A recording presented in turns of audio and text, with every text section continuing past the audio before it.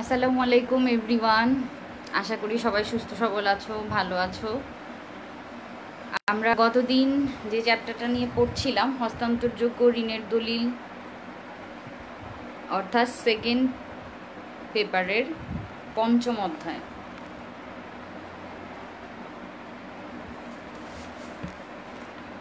ওকে, হস্তান্তরযোগ্য ঋণের দলিল পঞ্চম অধ্যায় নিয়ে আমরা পড়াশোনা করছিলাম গতদিন। ওয়ালাইকুম আসসালাম আলামিন। আশা করি সবাই ভালো আছো, সুস্থ সবল আছো। আচ্ছা, আমরা গতদিন হস্তান্তরযোগ্য ঋণের দলিলের পঞ্চম অধ্যায়ের জ্ঞানমূলক প্রশ্নগুলো নিয়ে আলাপ আলোচনা করেছিলাম। আশা করি সবাই একটু বাসায় পড়াশোনা করেছো। আর যদি গতকালকের কোনো টপিক বুঝতে না পারো, আজকে আমাকে কমেন্টে জানাও, আশা করছি অ্যান্সার করতে পারবো। ওকে, আজকে আমরা শুরু করব অনুধাবনমূলক প্রশ্ন দিয়ে। সঙ্গে গতদিনের কিছু টপিক নিয়েও আলাপ আলোচনা চলতে থাকবে, আর প্রয়োগ এবং উচ্চতর দক্ষতার টপিকগুলো নিয়েও কথা বলবো। ওকে, হস্তান্তরযোগ্য ঋণের দলিল, অর্থাৎ যেটা খুব জটিলতা, আইনি জটিলতা ব্যতীতই আমরা একজন আরেকজনের নিকট হস্তান্তর করতে পারি বা মালিকানা সত্ত্বটা পরিবর্তন করতে পারি। আচ্ছা, অনুধাবনের ফার্স্টের যে কোশ্চেনটা ছিল, লেনদেন নিষ্পত্তিতে হস্তান্তরযোগ্য দলিল গুরুত্বপূর্ণ কেন? আচ্ছা, লেনদেন নিষ্পত্তির জন্য হস্তান্তরযোগ্য যে ঋণের দলিলটা আছে, আচ্ছা সেটা গুরুত্বপূর্ণ কারণ তুমি তোমার সুরক্ষার জন্য বা ধরো কোথাও লেনদেন করবে দেনাদার পাওনাদারের মধ্যে, সেখানে ধারে যদি তুমি লেনদেন করতে চাও, সেক্ষেত্রে আমাদের যে হস্তান্তরযোগ্য ঋণের দলিলগুলো আছে, যেমন ধরো বিনিময় বিল, সেটা তোমার ধারে একজন রপ্তানিকারক আর আমদানিকারকের মধ্যে, ওয়ালাইকুম আসসালাম, আমদানিকারক এবং রপ্তানিকারকের মধ্যে একটা এগ্রিমেন্ট হয় এবং সেটা দিয়ে তার পরবর্তী বিলের যে টাকাটা আছে সেটা পেতে পারেন রপ্তানিকারক। আচ্ছা, আমদানিকারক লিখিতভাবে যদি কোনো অঙ্গীকার করে থাকে যে পরবর্তী এতদিনের মধ্যে সেই টাকাগুলো প্রদান করবে, 5,000 টাকার জন্য অঙ্গীকার করে থাকে, তাহলে পরবর্তীতে যিনি রপ্তানিকারক আছেন, ওয়ালাইকুম আসসালাম সাকিব, ভালো আছো নিশ্চয়ই। আচ্ছা, যে কথা বলছিলাম, তাহলে লেনদেন নিষ্পত্তি বা শেষ করার জন্য আমরা হস্তান্তরযোগ্য যে ঋণের দলিলগুলো আছে সেগুলো ইউজ করতে পারি। পরবর্তী অনুধাবন 2 নাম্বার যে প্রশ্নটা আছে, বৈদেশিক লেনদেন নিষ্পত্তিতে বিনিময় বিল গুরুত্বপূর্ণ কেন? এক্স্যাক্টলি এখানে বিনিময় বিলের কথা বলা হয়েছে। বিনিময় বিল কাকে বলে গতদিন আমরা বলেছিলাম, যখন আদেশটা একটা বিল প্রস্তুত করে থাকেন, কার জন্য? আদিষ্টর জন্য, তিনি যেন তৃতীয় কোনো ব্যক্তিকে সেই অর্থটা প্রদান করেন বা প্রাপককে অর্থটা প্রদান করেন। এই কারণে বিনিময় বিলের মাধ্যমে একজন আদেশটা তার আদিষ্টকে আদেশ করে থাকেন। অর্থাৎ আদেশটাকে গতদিনই বলেছিলাম, যিনি বিনিময় বিলটা প্রস্তুত করছেন তিনি হলেন আদেশটা, যার জন্য প্রস্তুত করছেন তিনি আদিষ্ট, এবং যে বিলের টাকাটা শেষ অবধি পাবেন তিনি হলেন প্রাপক। কোনো কোনো ক্ষেত্রে প্রাপক এবং আদিষ্ট যিনি আছেন তিনি একই ব্যক্তি হতে পারেন। আচ্ছা, পরবর্তীতে সরকারি নোট এবং ব্যাংক নোট পৃথক কেন? গত ক্লাসে বলেছিলাম সরকারি নোটগুলো হলো আমাদের দেশে প্রচলিত 1, 2 এবং 5, এই 3টা টাকা হলো সরকারি নোট। এই যে 3টা টাকা আছে সরকারি নোট, সেটার পরিপূরক হিসেবে বাংলাদেশ সরকার কি করে থাকেন, কখনো কখনো কয়েন আমরা যেটা দেখি সিলভার কয়েন, সে সিলভার কয়েনও সে মুদ্রণ করে থাকেন। আচ্ছা, 3টা কয়েন ব্যতীত বাংলাদেশে প্রচলিত অন্য যে মুদ্রাগুলো আছে, বিহিত মুদ্রা, অর্থাৎ 10 টাকা থেকে আমাদের যে 1000 টাকার নোট, সেই সবগুলোই হলো আমাদের ব্যাংক নোট, অর্থাৎ সরকারের অর্থ মন্ত্রণালয় দিয়ে থাকেন বা মুদ্রণ করে থাকেন। ওয়ালাইকুম আসসালাম রিফাত। সেই নোটগুলোকে বলা হচ্ছে সরকারি নোট। আচ্ছা, আর বাংলাদেশ ব্যাংকে যেই নোটগুলো ছাপানো হয়, অর্থাৎ 10 টাকা থেকে 1000 টাকা পর্যন্ত, সেই নোটগুলোকে আমরা বলছি ব্যাংক নোট। সরকারি নোট এবং ব্যাংক নোট দুটোকে একসঙ্গে বলা হয় বিহিত মুদ্রা, কারণ বাংলাদেশে প্রচলিত যে মুদ্রা ব্যবস্থা আছে, সেই মুদ্রা ব্যবস্থায় প্রচলিত যে নোটগুলো আছে সেগুলোকে বলা হচ্ছে একত্রে বিহিত মুদ্রা। তবে এই ক্ষেত্রে গত ক্লাসও বলেছিলাম, আমাদের যদি নৈর্ব্যক্তিক বা এমসিকিউতে আসে, যে নিম্নোক্ত অপশনগুলো, যেমন ধরো 1, 2, 5, 10, এটার মধ্যে বিহিত মুদ্রা নয় কোনটি, সেক্ষেত্রে আমরা 10 অ্যান্সার করব। ঠিক আছে, বারবার বলেছি এমসিকিউর বেলায় বিহিত মুদ্রা শুধুমাত্র 3টি, 1, 2 এবং 5, আর অন্যান্যগুলোকে বলা হচ্ছে ব্যাংক নোট। আচ্ছা, আর আমাদের দেশে বর্তমানে আরেকটা নোটের প্রচলন হয়েছে, সেটা হলো 200 টাকা। এই যে 2020 সালের মুজিব বর্ষ উপলক্ষে 200 টাকার নোটটা প্রচলন হয়েছে, তবে সেটা এখনও স্মারক নোট হিসেবে প্রচলিত রয়েছে 1 বছর পর্যন্ত। 1 বছর পরবর্তীতে সেই স্মারক নোটগুলো তুলে ফেলে প্রচলিত যে 200 টাকা আছে সেটা আমরা ইউজ করতে পারবো, কিন্তু 1 বছর পর্যন্ত সেটা স্মারক নোট হিসেবে প্রচলন থাকবে। ওকে, আমাদের দেশের যে সরকারি নোট এবং ব্যাংক নোট আছে, দুটোর আলাদা আলাদা কিছু বৈশিষ্ট্য আছে, পরবর্তীতে বলে যাচ্ছি। আচ্ছা, সরকারি নোট কেন রূপান্তরযোগ্য নয়? সরকারি নোট কেন রূপান্তরযোগ্য নয়? কারণ হলো সরকারি নোট হস্তান্তরযোগ্য নয়। আবারও বলছি, আমাদের এই চ্যাপ্টারের যে টপিকটা হস্তান্তরযোগ্য ঋণের দলিল, সেই অনুযায়ী ব্যাংক নোট হলো হস্তান্তরযোগ্য, ঠিক আছে, কিন্তু সরকারি নোট কখনোই হস্তান্তরযোগ্য নয়। এই কারণে সরকারি নোটটাকে বলা হয়েছে রূপান্তর করা যায় না। সাকিব, আমরা কি পাবো কখন? তাসিন, এটা আমাদের সেকেন্ড পেপারের 5ম অধ্যায়, হস্তান্তরযোগ্য ঋণের দলিল। গত ক্লাসে আমরা এটা শুরু করেছিলাম, আজকে পরবর্তী থেকে কন্টিনিউ চলছে। ওয়ালাইকুম আসসালাম মাহি। আচ্ছা, বলছিলাম সরকারি নোট কেন রূপান্তরযোগ্য নয়? কারণ সরকারি নোট হলো বিহিত মুদ্রা। বিহিত মুদ্রা কখনোই রূপান্তরযোগ্য হয় না, কারণ সেটার মালিকানা সত্ত্ব শুধুমাত্র গভর্নমেন্ট, মানে বাংলাদেশ গণপ্রজাতন্ত্রী সরকারের আন্ডারে থাকে। এই কারণে এই নোটটা কখনোই রূপান্তরযোগ্য নয়।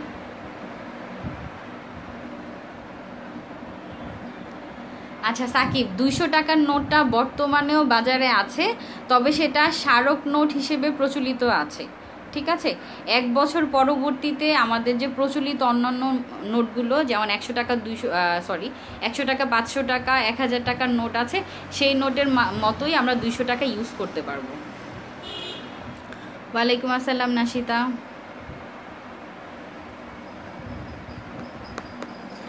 আচ্ছা, আরেকটা তথ্য, সরকারি নোট রূপান্তরযোগ্য নয়, কারণ হলো সরকারি যে 3টা নোটের কথা বলা হয়েছে, অর্থাৎ 1, 2 এবং 5 টাকা নোট, এবং আমি কয়েনের কথাও বলছি, বাংলাদেশ সরকার এই মুদ্রাগুলোর পরিপূরক হিসেবে কয়েনও ছাপিয়ে থাকে বা তৈরি করে প্রস্তুত করে থাকে, ঠিক আছে।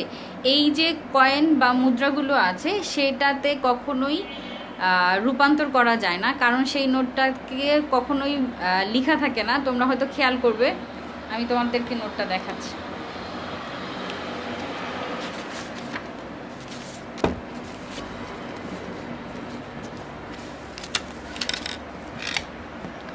আচ্ছা দেখো, 2 টাকার নোট, ঠিক আছে, 2 টাকার নোটের এখানে গণপ্রজাতন্ত্রী বাংলাদেশ সরকার লেখা আছে 2 টাকা। এটা হলো আমাদের সরকারি নোট।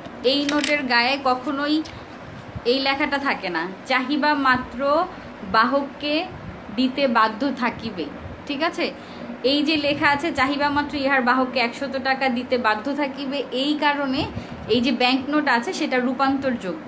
অর্থাৎ তোমার ব্যাংক নোট যদি কখনো ছিঁড়ে যায় বা পুড়ে যায়, সেটা তুমি বাংলাদেশ ব্যাংক অথবা বাংলাদেশ ব্যাংকের অনুমতিক্রমে অন্যান্য কিছু রাষ্ট্রায়ত্ত ব্যাংক সহ বিভিন্ন ব্যাংক থেকে তুমি পরিবর্তন করে নিতে পারো। অর্থাৎ এই টাকাটার মূল্য মান অনুযায়ী তোমাকে অন্য একটা টাকা দিতে তারা বাধ্য থাকবে। কিন্তু এই যে সরকারি নোটটা আছে, এই ধরনের কোনো কথা এখানে লেখা থাকে না, যার কারণে এই নোটটাকে বলা হয় বিহিত মুদ্রা, এবং এটার কোনো রূপান্তর হয় না, ঠিক আছে।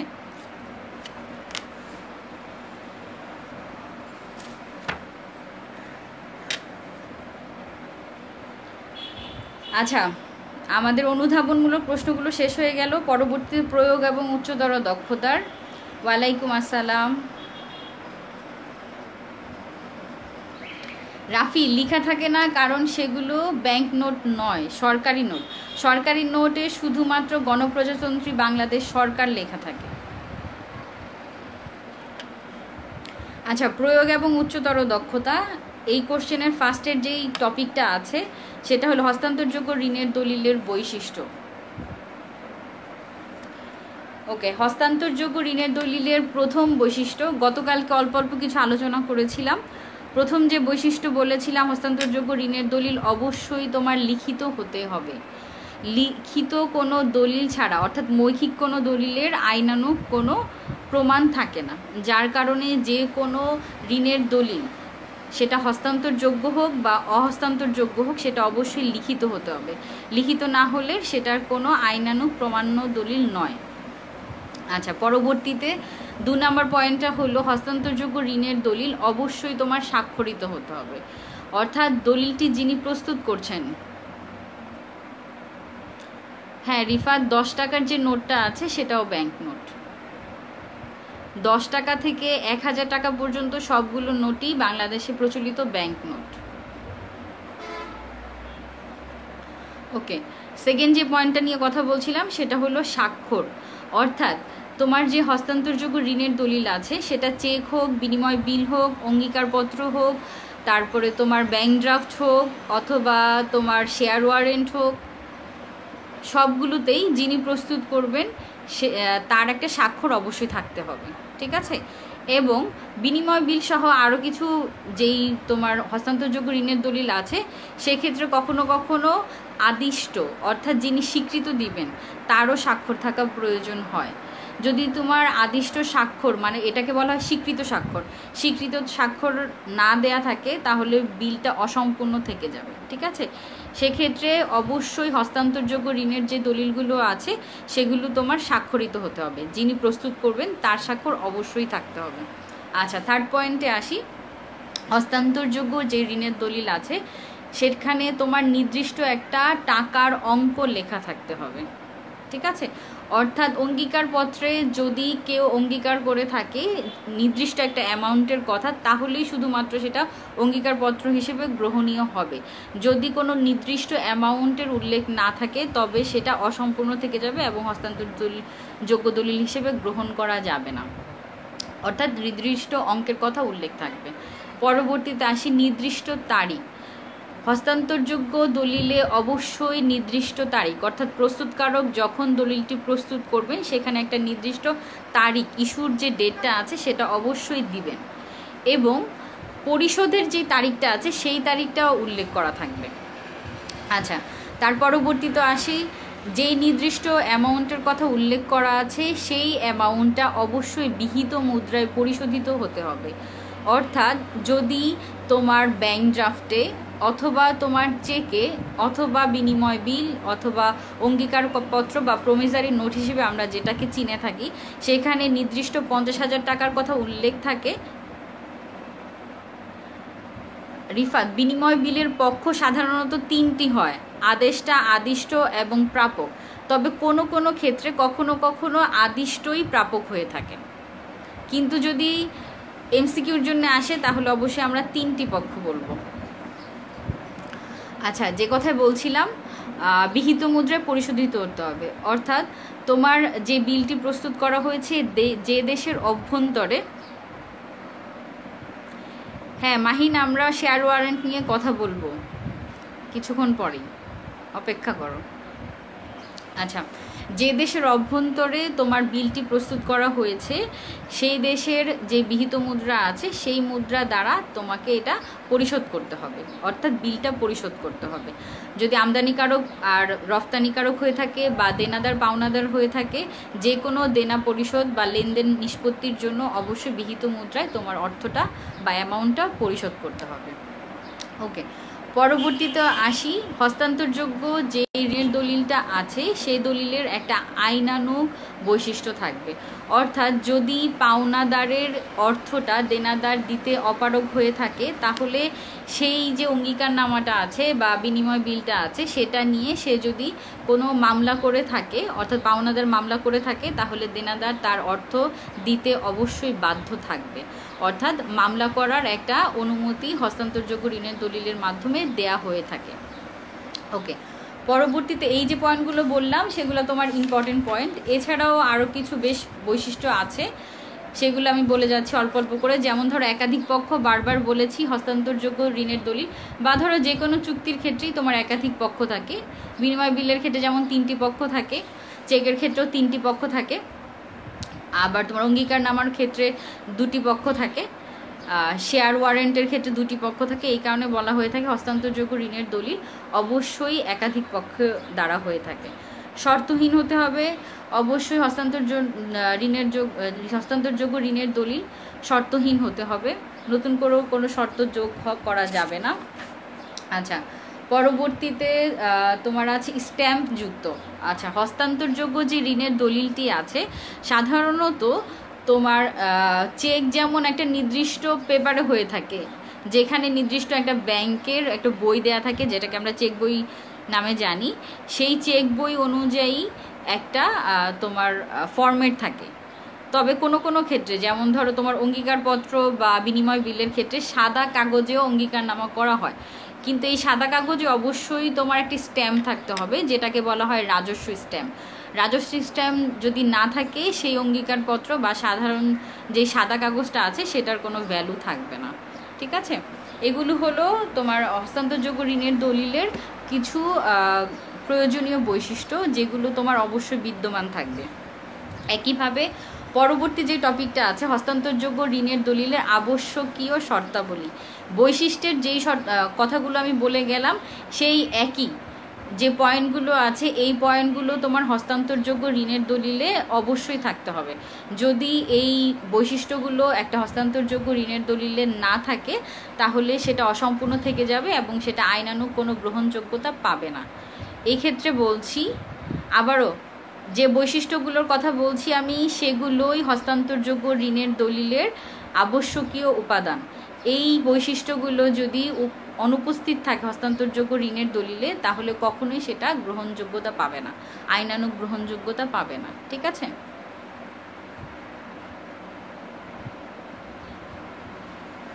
আচ্ছা, পরবর্তীতে আমাদের যে টপিকটা আছে সেটা হলো হস্তান্তরযোগ্য ঋণের দলিলের প্রকারভেদ। এখানে হস্তান্তরযোগ্য যে ঋণের দলিলটি আছে সেই প্রকারভেদগুলো আসলে আচ্ছা রিফাত, সেটা নিয়ে কথা বলতে শুরু করেছি।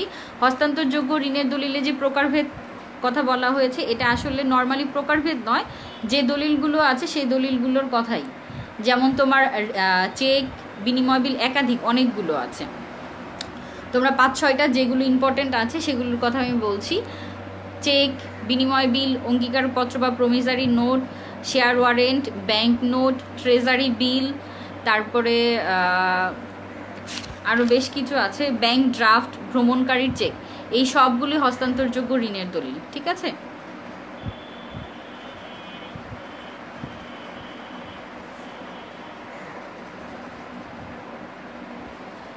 ওকে। হস্তান্তরযোগ্য ঋণের দলিলের প্রথমটা যেটা আছে অঙ্গীকারপত্র, গত ক্লাসেও বলেছিলাম, আবারও একটু বলে যাচ্ছি। অঙ্গীকারপত্রের সাধারণ যে বৈশিষ্ট্যগুলো আছে সবগুলোই তোমার হস্তান্তরযোগ্য ঋণের দলিলের যে বৈশিষ্ট্যর কথাগুলো বলছি সেগুলো অবশ্যই অঙ্গীকারপত্রে থাকতে হবে।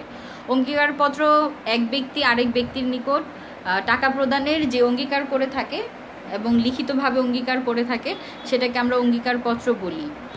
অর্থাৎ নির্দিষ্ট একটা অ্যামাউন্ট যখন একজন আরেকজনকে প্রদান করবে বলে অঙ্গীকারপত্রে উল্লেখ করে স্বাক্ষরিত একটা স্ট্যাম্পযুক্ত পেপার প্রদান করে সেটা হলো অঙ্গীকারপত্র। অঙ্গীকারপত্র বৈশিষ্ট্যগুলো ঠিক আমি মাত্র যে বৈশিষ্ট্যগুলোর কথা বললাম সেই বৈশিষ্ট্যগুলোই অ্যাপ্লাই হবে। আচ্ছা, পরবর্তীতে আছে তোমার বিনিময় বিল। বিনিময় বিলের সংজ্ঞাটা আবারও বলছি। বিনিময় বিলটা হলো আদেশটা একটা বিনিময় বিল প্রস্তুত করবেন কার জন্য? আদিষ্টর জন্য। আদিষ্টকে আদেশ করবেন তৃতীয় কোনো ব্যক্তিকে বা প্রাপককে নির্দিষ্ট পরিমাণ অর্থ নির্দিষ্ট সময় পরবর্তীতে চাহিদা মাত্র প্রদান করার জন্য। অর্থাৎ যদি আদেশটা তোমার জন্য একটা বিল প্রস্তুত করে থাকে তোমার উদ্দেশ্যে, তোমাকে সেখানে লিখিতভাবে জানানো হবে যে তুমি এত দিনের মধ্যে আগামী 3 মাসের মধ্যে বা অমুক তারিখে এই 1 লক্ষ টাকাটা অন্য একজন তৃতীয় পক্ষের ব্যক্তিকে প্রদান করবে এবং তুমি সেখানে অবশ্যই স্বীকৃত স্বাক্ষর দিবে।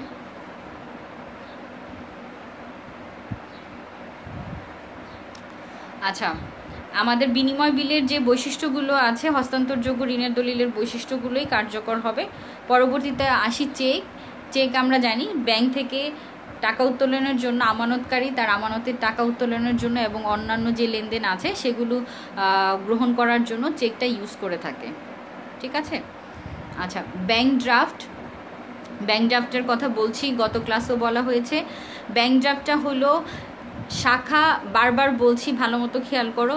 ব্যাংক ড্রাফটটা আবারও বলছি, ব্যাংক ড্রাফট হলো একই শাখা থেকে একটা ব্যাংক অপর কোনো শাখাকে, নির্দিষ্ট কোনো ব্যাংক তার অন্য কোনো শাখাকে বা অন্য কোনো ব্যাংকে একটা আদেশ জারি করবে তৃতীয় কোনো ব্যক্তিকে অর্থটা প্রদান করার জন্য বা তার আদেশ অনুসারে অন্য কাউকে প্রদান করার জন্য। খেয়াল করবে, ব্যাংক তার নিজের শাখাকে নয়, অন্য কোনো শাখাকে বা অন্য কোনো ব্যাংকে। ধরো সোনালী ব্যাংকের একজন ম্যানেজার ব্যাংক ড্রাফট প্রস্তুত করবেন জনতা ব্যাংকের ম্যানেজারের জন্য। ঠিক আছে, কি প্রস্তুত করবেন? ধরো যে কোনো একজনের নাম বলছি, মাহিনকে আগামী 10 তারিখে এই টাকাটা বা নির্দিষ্ট যে অ্যামাউন্টটা আছে এই অ্যামাউন্টটা প্রদান করুন। অর্থাৎ একটি ব্যাংক অপর কোনো ব্যাংক বা তারই অন্য কোনো শাখাকে নির্দেশ দিবেন বা আদেশ প্রদান করবেন নির্দিষ্ট একটা অ্যামাউন্ট নির্দিষ্ট ব্যক্তিকে বা তার অনুমতিক্রমে অন্য কোনো ব্যক্তিকে প্রদান করার জন্য। ঠিক আছে, আবারও বলছি, হস্তান্তরযোগ্য ঋণের দলিল হিসেবে ব্যাংক ড্রাফটটা প্রচলিত। হস্তান্তরযোগ্য এই কারণে ব্যাংক ড্রাফটের যেই প্রামাণ্য দলিলটি আছে সেটা যিনি নিয়ে যাবেন, যে ব্যাংকের উদ্দেশ্যে তোমার প্রস্তুত করা হবে, অর্থাৎ যিনি প্রস্তুত করবেন সেই ব্যাংক নয়, যে ব্যাংকের উদ্দেশ্যে নির্দেশনা দেবেন সেখানে গিয়ে যে ব্যক্তি বা বাহক যে তোমার নির্দিষ্ট প্রামাণ্য দলিলটা আছে ব্যাংক ড্রাফটের সেটা নিয়ে গেলেই তিনি অর্থটা উত্তোলন করতে পারবেন। ঠিক আছে। হ্যাঁ রিফাত, ভ্রমণকারীর চেকের প্রকারভেদের মধ্যেই পড়ে, বিশেষ এক ধরনের চেক। আচ্ছা, হস্তান্তর যোগ্য ঋণের দলিলের আরেকটা যে প্রকারভেদ আছে সেটা হলো শেয়ার ওয়ারেন্ট, যেটা নিয়ে আমরা কথা বলছি। ভালো মতো খেয়াল করো। শেয়ার ওয়ারেন্টটা হলো শেয়ার হোল্ডার যখন শেয়ারের টাকা প্রদান করে দিচ্ছেন পাবলিক কোনো কোম্পানিকে, সেই কোম্পানি থেকে তার জন্য যে পেপারটা বা প্রমাণ্য দলিলটা প্রস্তুত করা হয় সেটাকে বলা হচ্ছে শেয়ার ওয়ারেন্ট। শেয়ার ওয়ারেন্টে তোমার নির্দিষ্ট যেই অর্থের অ্যামাউন্টটা আছে সেই অ্যামাউন্টটা বা নামিক মূল্যটা উল্লেখ করা থাকে এবং সেখানে একটা শেয়ারের তোমার নাম্বার প্রদান করা থাকে, কিন্তু শেয়ার হোল্ডারের নাম কখনোই প্রদান করা থাকে না। গতদিন মনে হয় মেহেজাবিন কোশ্চেনটা করেছিলে শেয়ার ওয়ারেন্ট কেন হস্তান্তরযোগ্য।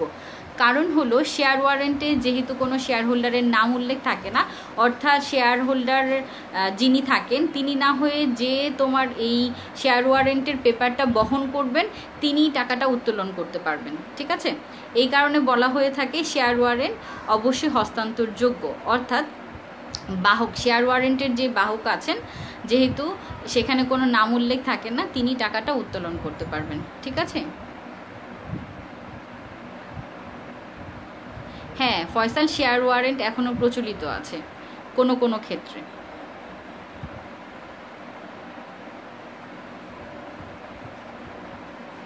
আচ্ছা, পরবর্তীতে আসি ভ্রমণকারীর চেক, যেটা নিয়ে আমরা একটু আগে কথা বলছিলাম। রিফাত জিজ্ঞেস করছিল ভ্রমণকারীর যেই চেকটা আছে সেটা বিশেষ এক প্রকার চেক, যেই চেকটা সাধারণত ভ্রমণকারীরা ইউজ করে থাকেন। আচ্ছা, ধরো তুমি দেশের বাহিরে শেয়ার ওয়ারেন্টটা বিবরণপত্র না, শেয়ার ওয়ারেন্টটা হলো দরপত্র বা টেন্ডার করার জন্য যে তোমার শেয়ার বিক্রির পরবর্তীতে, আবারও বলেছি পাবলিক লিমিটেড কোম্পানি থেকে যখন একজন শেয়ার ক্রয় করেন তার টাকাটা প্রদান করার পরবর্তীতে, অর্থাৎ শেয়ারটা ক্রয় করার পরবর্তীতে তাকে যে প্রামাণ্য দলিলটা প্রদান করছে পাবলিক লিমিটেড কোম্পানি থেকে সেটা হলো তোমার শেয়ার ওয়ারেন্ট। ঠিক আছে।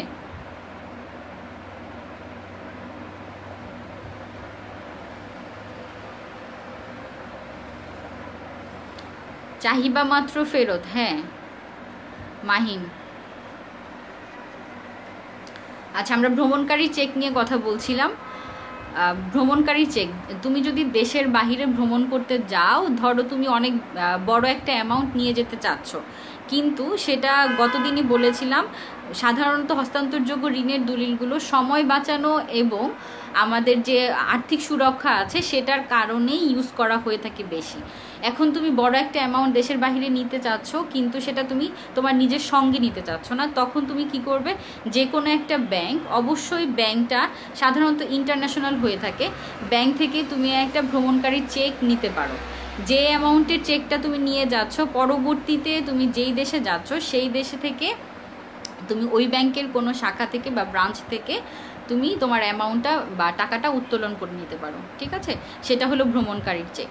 আর ভ্রমণকারীর চেকটা অবশ্যই হস্তান্তরযোগ্য ঋণের দলিল। ঠিক আছে,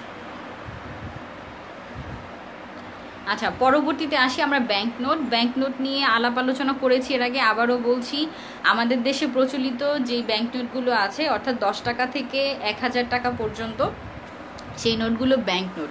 ব্যাংক নোট হস্তান্তরযোগ্য এই কারণ সেখানে আমি একটু আগেই তোমাদের দেখিয়েছি যে চাওয়া মাত্রই এই যে টাকাটা আছে সেই টাকাটা তার বাহককে দিতে বাধ্য থাকবে, এই কথাটা লেখা থাকে এবং এটা কেন্দ্রীয় ব্যাংক থেকে মুদ্রণ করা হয়ে থাকে, এটা রূপান্তরযোগ্য। তাই এই কারণে ব্যাংক নোটটাকে সাধারণত হস্তান্তরযোগ্য ঋণের দলিল হিসেবে ধরা হয়ে থাকে।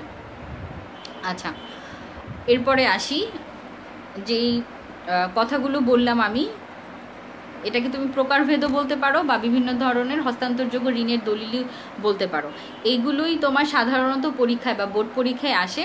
এটা ব্যতীত অন্য যেগুলো আছে, অর্থাৎ এই যে টপিকগুলো আমি বললাম সেগুলো ব্যতীত অন্য যেগুলো আছে সেগুলো একটু দেখে রাখবে, তবে খুব বেশি ইম্পর্টেন্ট নয়, এই কারণে আমি আলাপ আলোচনা করছি না। তবে যদি কারো কোনো কিছু জানার থাকে তাহলে কমেন্ট করে আমাকে জানিয়ে দেবে। আচ্ছা, পরবর্তী যেটা আসি, সরকারি নোট এবং ব্যাংক নোট সম্পর্কিত ধারণা আর পার্থক্য। কিছু কিছু ধারণা আমি দিয়েছি তোমাদের সরকারি নোট এবং ব্যাংক নোটের ক্ষেত্রে, এবং আর যেই পার্থক্যগুলো আছে তোমরা বই থেকে দেখে নিবে, আশা করি বুঝতে পারবে। সাধারণত তোমার ব্যাংক নোট এবং সরকারি নোটের যে পার্থক্যগুলো, প্রথম পার্থক্য হলো ব্যাংক নোট মুদ্রণ করে থাকে কেন্দ্রীয় ব্যাংক এবং সরকারি নোট মুদ্রণ করে থাকে অর্থ মন্ত্রণালয়, বাংলাদেশের অর্থ মন্ত্রণালয়। ঠিক আছে, আচ্ছা রাফি জিজ্ঞেস করেছো ডিভিডেন্ড ওয়ারেন্ট। ডিভিডেন্ড ওয়ারেন্ট হলো যখন লভ্যাংশ পাবেন কোনো শেয়ার হোল্ডার এবং কি পরিমাণ লভ্যাংশ পাবেন সেটা যে দলিলে লেখা থাকে সেটা হলো তোমার কি বলে ডিভিডেন্ড ওয়ারেন্ট। ঠিক আছে, ডিভিডেন্ড ওয়ারেন্টের তোমার কোনো নাম লেখা থাকে না, অর্থাৎ শেয়ার হোল্ডারের নাম লেখা থাকে না, সেখানে শুধু একটা শেয়ারের নাম্বার থাকে, এই কারণে সেটা হস্তান্তরযোগ্য। ঠিক আছে, ফয়সাল, সরকারি নোটে কখনোই তোমার অর্থ সচিব যে আছে তারই শুধু স্বাক্ষর থাকবে। যখন ইস্যু করা হবে, অর্থাৎ নোটটা যখন তৈরি করা হবে, তখন দেশের যে অর্থ সচিব থাকবেন শুধুমাত্র তার স্বাক্ষর থাকবেন। ঠিক আছে, এই পার্থক্যটাই বলতে যাচ্ছিলাম মাত্র। সরকারি নোটে অর্থ সচিবের স্বাক্ষর থাকবেন এবং ব্যাংক নোটে যখন নোটটা ইস্যু করা হবে তখন বাংলাদেশ ব্যাংকের যিনি গভর্নর, বর্তমান গভর্নর থাকবেন, তার একটা স্বাক্ষর থাকবে। ঠিক আছে, আচ্ছা সরকারি নোটগুলো আমি বারবারই বলেছি 1, 2, 5। ব্যাংক নোটগুলো তোমরা সবাই জানো 10 টাকা থেকে 1000 টাকার নোট। ঠিক আছে, সাধারণত আইনানুগ গ্রহণযোগ্যতা বা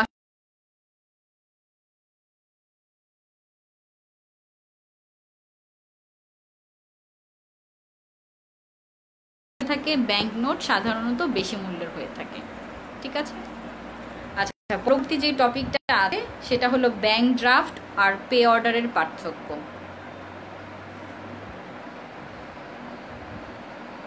আচ্ছা, ব্যাংক ড্রাফটের কথা একটু আগেও বলেছি, আবারও বলছি। ব্যাংক ড্রাফটটা হলো একটা ব্যাংক, অর্থাৎ নির্দিষ্ট ব্যাংক অন্য কোনো ব্যাংক বা তার অন্য কোনো শাখাকে নির্দিষ্ট কোনো ব্যক্তির উদ্দেশ্যে তোমার টাকা প্রদানের জন্য নির্দেশনা বা আদেশ প্রদান করে থাকবেন। ঠিক আছে, অবশ্যই তোমার যে ব্যাংক ড্রাফটটা আছে সেটা ইস্যু হবে যেই শাখা বা যেই ব্যাংকে যেই ব্রাঞ্চে, সেই ব্রাঞ্চই তোমার অর্থটা প্রদান করবে না, অন্য একটা ব্রাঞ্চ বা অন্য একটা শাখার উদ্দেশ্যে সে আদেশ প্রদান করবেন। ঠিক আছে, কার জন্য? যিনি তোমার প্রাপক আছেন তার জন্য বা তার অনুমতিক্রমে অন্য কোনো ব্যক্তির জন্য। ঠিক আছে। আর পে অর্ডারটা যেটা আছে ছেলেমেয়েরা ভালো মতো খেয়াল করবে। পে অর্ডার হলো যে শাখাতে ইস্যু করে সেই শাখা থেকেই প্রাপককে টাকাটা প্রদান করার অঙ্গীকার করে থাকে। আবারও বলছি, নির্দিষ্ট ব্যাংক তার যে শাখা থেকে পে অর্ডার ইস্যু করবেন সেই শাখায় তোমার যে প্রাপক আছেন তাকে নির্দিষ্ট অ্যামাউন্টটা প্রদান করার জন্য তোমার অঙ্গীকার করে থাকবেন। ঠিক আছে।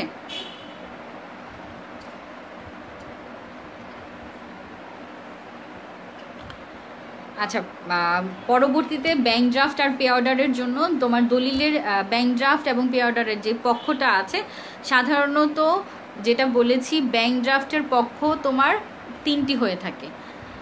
একটা হলো ইস্যুকারী ব্যাংক বা ব্রাঞ্চ, আরেকটি হলো নির্দেশনা দেওয়া হয় যেই তোমার ব্রাঞ্চকে, অর্থাৎ আদিষ্ট যে ব্যাংক বা ব্রাঞ্চ, এবং তৃতীয় পক্ষ হলো প্রাপক, অর্থাৎ আদেষ্টা হিসেবে একজন ব্যাংক বা একটি পক্ষ বা একটি শাখা, এবং আদিষ্ট হিসেবে আরেকটি ব্যাংক বা আরেকটি শাখা, এবং প্রাপক হিসেবে আরেকজন থাকবেন।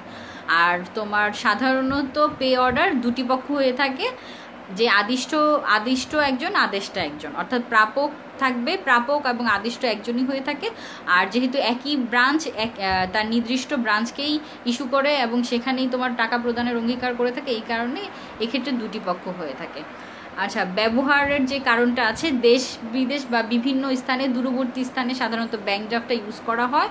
আর পে অর্ডারটা বর্তমানে তোমার অল্প দূরবর্তী স্থানে বা স্থানীয় এলাকায় তোমার পে অর্ডারটা ইউজ করা হয়ে থাকে।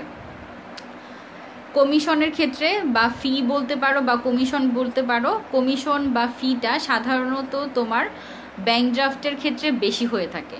ঠিক আছে। আর পে অর্ডারের ক্ষেত্রে অল্প হয়ে থাকে। সার্বজনীনতা আছে একটা, ব্যাংক ড্রাফটের ক্ষেত্রে অধিক সার্বজনীন, যেহেতু এটা দেশ বিদেশে ইউজ করা হয়ে থাকে এই কারণে। আর তোমার সার্বজনীনতার ক্ষেত্রে তুলনামূলকভাবে পে অর্ডার কম সার্বজনীন।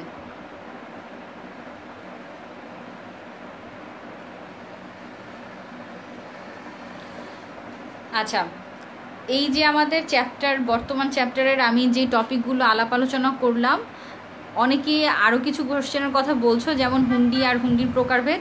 হুন্ডিটা তোমার বর্তমানে মোস্ট ইম্পর্টেন্ট নয়, যার কারণে হুন্ডিটা নিয়ে আলাপ আলোচনা করা হচ্ছে না, নিজেরা একটু বাসায় দেখে নিবে। আর যেই কোশ্চেনগুলো নিয়ে আমি কথা বললাম সেই কোশ্চেনগুলোর ছবিটা, যদি কেউ টপিকগুলো না ধরতে পারো, ছবিগুলো আমি দিয়ে দিব, তোমরা এখানেই পেয়ে যাবে এই গ্রুপে। ঠিক আছে। এই ছিল আমাদের পঞ্চম অধ্যায়, হস্তান্তরযোগ্য ঋণের দলিল। আর পরবর্তীতে যে ক্লাসটা হবে সেটাও আমি তোমাদের এই গ্রুপের মাধ্যমে জানিয়ে দেব। ঠিক আছে। আর বর্তমান দেশ এবং বিশ্বের যে পরিস্থিতি তোমরা সবাই জানো, করোনা ভাইরাসে আক্রান্ত কোভিড-19 যেটা চলছে মারাত্মক পর্যায়ে, এবং গত 24 ঘন্টায় আমাদের দেশে 10 জন মৃত্যুবরণ করেছেন। তোমরা সবাই সবার জন্য দোয়া করবে, সুস্থ সবল থাকবে, সচেতন হবে, ভয় পাবে না, আতঙ্কগ্রস্ত হবে না। অবশ্যই সবাই সবার জন্য দোয়া করবে। সবাই ভালো থাকবে। আজকে এই পর্যন্তই।